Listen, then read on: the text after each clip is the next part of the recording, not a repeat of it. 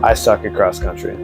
I'm one of the last guys on my D3 team in a historically bad D3 conference. I got 7th from last with an alumni shouting every 15 seconds to me, trying to keep me from dropping out.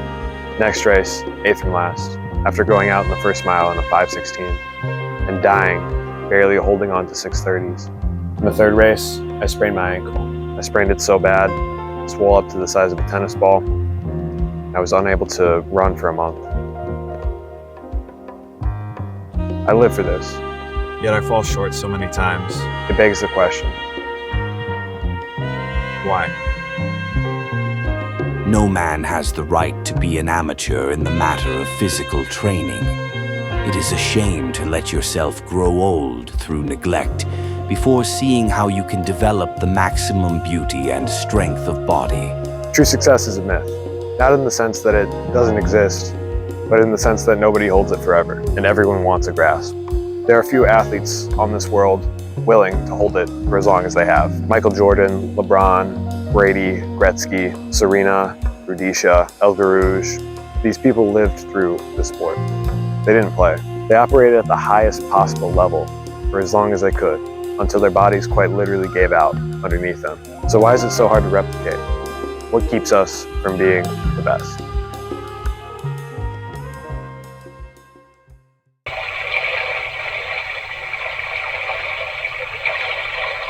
The lights being too bright. Or in most cases, the shadows being too dark.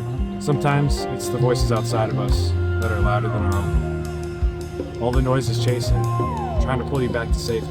For many amateurs with those lofty dreams, it is often self-doubt that disables growth the most. Most dedicated runners, specifically in the high school, early college phase, typically run like 18, 16-minute 5Ks. Every race feels like it could be the one where you're the guy.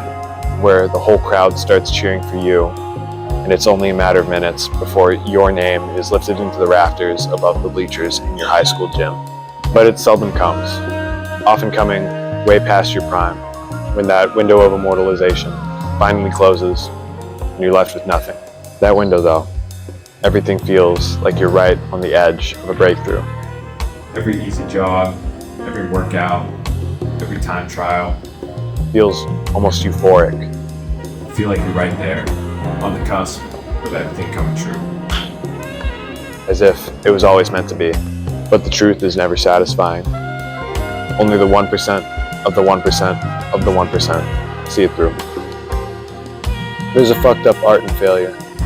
Tapestries of tainted dreams line the minds of everyone who's ever tried to be something. I'm lined with many of my dreams deferred. At 6 and 7, I want to be the biggest Minecraft YouTuber on the planet and play with Stampy and Dan PDM.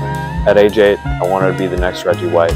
By 10, I wanted to soar the skies like Giannis and shoot like Chris Middleton. By 12, all I wanted was to play middle school basketball, before that got cut because of COVID. At 14, I tried out for my high school freshman B team for basketball. I got cut. Before then, my mom coerced me into cross country, but I was still crushed from not making the basketball team. At 16, in new surroundings, I found passion in running.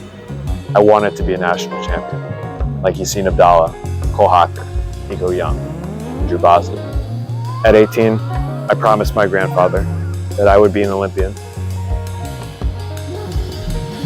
Every bad race is a new tapestry painted in my own head. It's really debilitating to build up the dream when everything in my mind is immortalizing reasons for failure. My walls are lined with falls, ankle twists, I retwisted my ankle. and heat exhaustion. But the beautiful part is, I don't need to be a painter.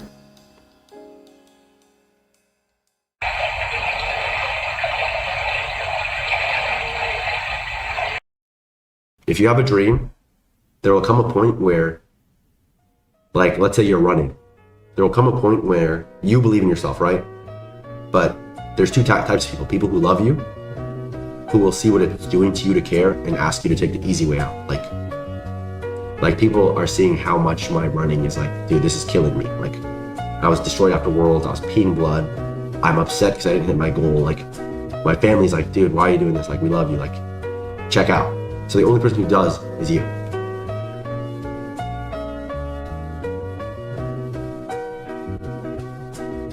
For the best, every waking moment is fully endowed to the purpose of being the best. It's a different language of life being spoken. When you live without dreams, the ease of walking when you can run, it's not even a question.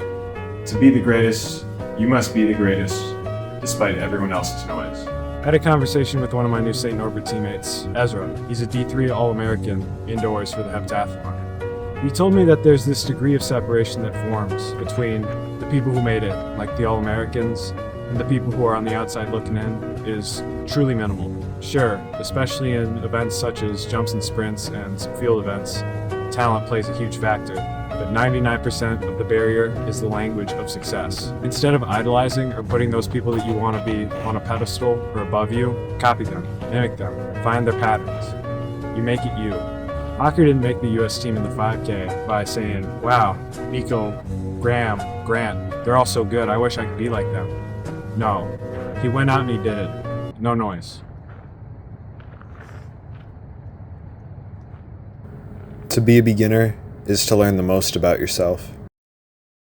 Getting rid of your self-doubt while maintaining your obsession and your drive to keep going falls completely within the wonder of being in the moment. I ran a race back in junior year of high school. It was my first video with me racing in it. It was my first indoor race on a 200-meter indoor track.